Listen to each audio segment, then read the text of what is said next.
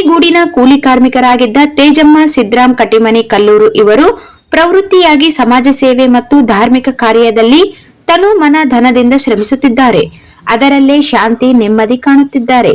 ಇವರಿಗೆ ಪ್ರಶಸ್ತಿ ಹೊಗಳಿಕೆ ಮಾತು ಬೇಕಾಗಿಲ್ಲ. ಆದರೂ ಇವರಿಗೆ ಕನ್ನಡ ರಾಜ್ಯೋತ್ಸವ ರತ್ನ ಪ್ರಶಸ್ತಿ ನೀಡಿ ಗೌರವಿಸಲಾಗಿದೆ.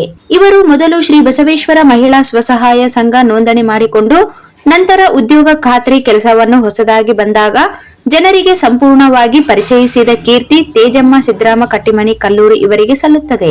ಕಲ್ಲೂರು ಗ್ರಾಮ ಪಂಚಾಯಿತಿಗೆ ಒಳಪಡುವ ಎಲ್ಲಾ ಹಳ್ಳಿಗಳಲ್ಲಿ ಉದ್ಯೋಗ ಖಾತ್ರಿ ಕೆಲಸ ನಿಂತು ಹೋಗಿದ್ದರೆ ಗ್ರಾಮ ಪಂಚಾಯಿತಿ ಅಭಿವೃದ್ಧಿ ಅಧಿಕಾರಿಗಳನ್ನು ಮತ್ತು ಗ್ರಾಮ ಪಂಚಾಯಿತಿ ಅಧ್ಯಕ್ಷರನ್ನು ಸಂಪರ್ಕ ಮಾಡಿ ಆ ಹಳ್ಳಿಗಳಲ್ಲಿ ಮತ್ತೆ ಉದ್ಯೋಗ ಖಾತ್ರಿ ಕೆಲಸ ಪ್ರಾರಂಭ ಮಾಡಿಸುವಲ್ಲಿ ಯಶಸ್ವಿಯಾಗಿದ್ದಾರೆ. ಉದ್ಯೋಗ ಖಾತ್ರಿ ಕೂಲಿ ಕಾರ್ಮಿಕರಿಗೆ ವೇತನ ಸರಿಯಾದ ಸಮಯಕ್ಕೆ ಬಾರದಿದ್ದಾಗ ಧ್ವನಿ ಎತ್ತಿದ್ದಾರೆ. ಸಹಾಯಕ್ಕೆ ಧಾವಿಸುತ್ತಾರೆ. ಸಾವಿರಾರು ಜನರಿಗೆ ಲೇಬರ್ ಕಾರ್ಡ್ ಕೊಡಿಸುವ ಜೊತೆಗೆ ಕೂಲಿ ಕೆಲಸವನ್ನು ಕೊಡಿಸಿ ಅವರ ಉಪಜೀವನಕ್ಕೆ ದಾರಿ ಮಾಡಿಕೊಟ್ಟಿದ್ದಾರೆ.